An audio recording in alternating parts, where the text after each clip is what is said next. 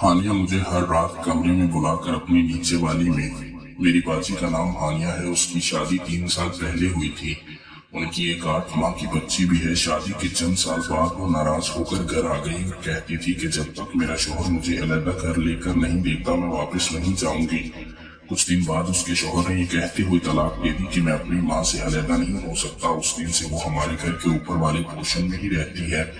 मुझे अपनी बाजी की तरफ का मुकम्मल एहसास था। मैं करना तो बहुत कुछ चाहता था लेकिन कर कुछ भी नहीं सकता था। और फिर एक दिन जैसे ही मैं ऊपर गया तो मैंने देखा कि हानिया बाजी उस वक्त अपनी बच्ची को दूध पिला रही थी। मुझे देखकर उन्होंने अपनी कमीज नीचे करने के बजाय थोड़ी सी और भी ऊपर कर दी। मैं बाजी की इस बात को समझ गया कि वो मुझसे कुछ खास चाहती हैं।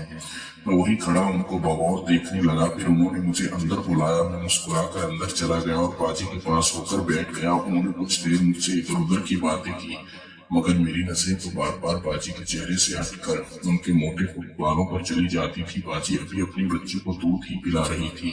फिर बाजी ने दूसरी साइड से भी अपनी कमीज ऊपर की जानिब करती मुझे यूं देखते पाकर वो मुझसे पूछने लगी, नदीम क्या मैंने कभी ये देखे हैं? मैं उनकी बात समझ गया लेकिन मैं तो जिंदगी में पहले किसी के भी नहीं देखे थे और आज बाजी हानिया पहली लड़की थी जिनका मैंने जी भर कर दीदार किया था।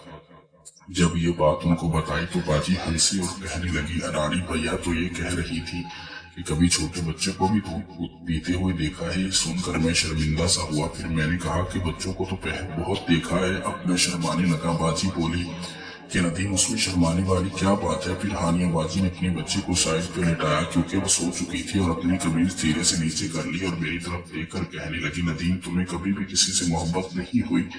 अब मैं कैसे बताता कि मेरी मोहब्बत तो बिल्कुल मेरे सामने बैठी है लेकिन उसका जिक्र मैंने अपनी बाजी से कभी नहीं किया था। मैंने हाँ में सर हिलाया तो बाजी ने मुझसे उस नाम पूछने का कहा। मैं चुप ही रहा और कोई जवाब न दिया। फिर मेरी बाजी ने मेरा हाथ थामा और अपनी गोद में रख लिया।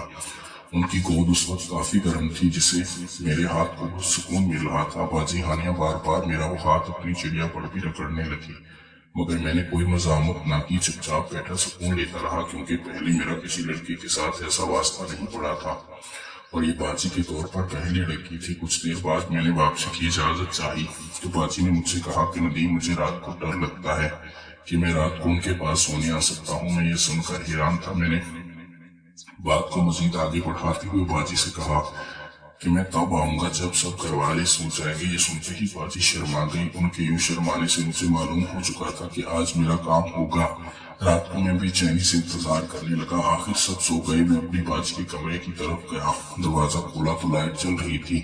अंदर जैसे ही गया तो मेरी हानिया बाजी सो चुकी थी और उनकी बेटी उनकी दाएं तरफ थी। मेरी बाजी इस वक्त सीधी लेटी हुई थी। अभी सर्दियों की शुरुआत थी और ज्यादा सर्दी नहीं थी इसलिए बाजी का कंबल एक तरफ पड़ा था। सोने की वजह से वो बाल उछल कूद कर ऊपर नीचे हो रहे थे। उनकी कमीज ऊपर को उठी हुई थी। उनके दोनों जानिब वहां से बेड के अलावा कोई सोने की जगह नहीं थी इसलिए मैं उनके साथ ही लेट गया। कंबल भी एक था। मैंने कंबल सीधा किया और वो कंबल दोनों के ऊपर डाल दिया। मैं धीरे से उनके करीब आया और उनकी कमीज को थोड़ा सा ऊपर चलाने लगा। फिर कुछ ही देर बाद हसीन और जमील नजारा देखकर मैंने वो वापस नीचे कर दिया। उस पर कंबल ढक दिया। ये नजारा करने के बाद जल्दी मेरी आंख लग गई। मुझे नींद में ऐसा लगा जैसे बाजी का हाथ मेरे ऊपर है लेकिन मैंने अपनी आंख न खोली। फिर अचानक वो हाथ आहिस्ता आहिस्ता नीचे की जानिब बढ़ने लगा। मुझे मालूम हो गया था कि बाजी ये सब जानबूझकर कर रही है। फिर वो मेरे बबलों पर हाथ लगाने लगी। अब मैंने अपनी आंखें खोल दी। बाजी ने मुझे चुप रहने का इशारा किया और कंबल दोबारा मेरे ऊपर कर दिया। मैंने बाजी से पूछा कि बाजी ये क्या आप कर रही हैं? वो कहने लगी, नदीम इतने अरसे की तलब है तो आज वो मिटा रही हूँ। मैं उसकी बात समझ चुका था। वो झूठ बोली कि वो मुझसे बहुत प्यार करती है और ये प्यार छोटे बहन भाई वाला नहीं बल्कि इस प्यार में एक अलग खासियत भी है और इस खासियत को आज वो पूरा करके ही रहेगी क्योंकि मैं सब घर वालों से ज्यादा उनका ख्याल रखता हूँ। मैं अपनी बाजी को इतना दुखी कभी नहीं देख सकता था इसलिए मैंने आगे बढ़कर उन्हें अपने गले के साथ लगाया लिया। मैंने इतनी मजबूती से उन्हें साथ लगाया था कि वो मुझे भी महसूस होने लगी थी। फिर मैंने उन्हें चुप करवाया। धीरे से अपना हाथ उनकी कमर तक ले जाने लगा और वो उन्हें महसूस करने लगी। मेरे ये सब करने से हानिया बाजी को कुछ सुकून मिलने लगा था। कुछ देर बाद मैं पूरी तरह से घर का काम करने को तैयार था। उनके साथ मिलजुल कर काम करने लगा लेकिन मेरी बहुत कोशिश के बाद भी बाजी का काम पूरा नहीं हुआ था, क्योंकि बाजी के घर की जमीन बिल्कुल सूख चुकी थी। मैंने जितना भी जोर लगाया लेकिन उसे सैराब नहीं कर सका। तकरीबन 15 मिनट के बाद मैं थक कर साइड पर लेट गया, मगर मेरी हानिया बाजी अभी तक भी मुझे वापस ही बुला रही थी। मगर मेरी तो बस हो चुकी थी। मेरी बाजी परेशान हुई कि मैं दोबारा क्यों नहीं आ रहा। फिर मैंने अपनी बाजी को बताया कि ये मेरा पहली मर्तबा था, इसलिए मैं इतना हिचकिचा रहा था। बाजी ने मुझे तसल्ली दी कि कोई बात नहीं, मगर मैंने फिर भी बहुत अच्छा मैच खेला है, क्योंकि मेरा मुकाबला एक बहुत बड़े तजर्बाकार प्लेयर के साथ था। कुछ देर बाद हमने दूसरा मैच खेला और वो मुतमिन हो गई। फिर मैंने बाजी से इजाजत चाही और वापस अपने कमरे में आ गया। अगले दिन बाजी सुबह उठी तो वो बहुत फ्रेश थी। उन्होंने जैसे मुझे देखा, मैं उनकी जानिब देख रहा था, वो मुस्कुरा पड़ी। कुछ देर बाद हानिया बाजी ने मुझे कहा कि नदीम, छोटी का दूध खत्म हो गया है, मैं बाजार से ले आऊं। मैंने जवाब दिया कि कल रात तो मैंने खुद चेक किया था, उस वक्त तो दूध बहुत मौजूद था।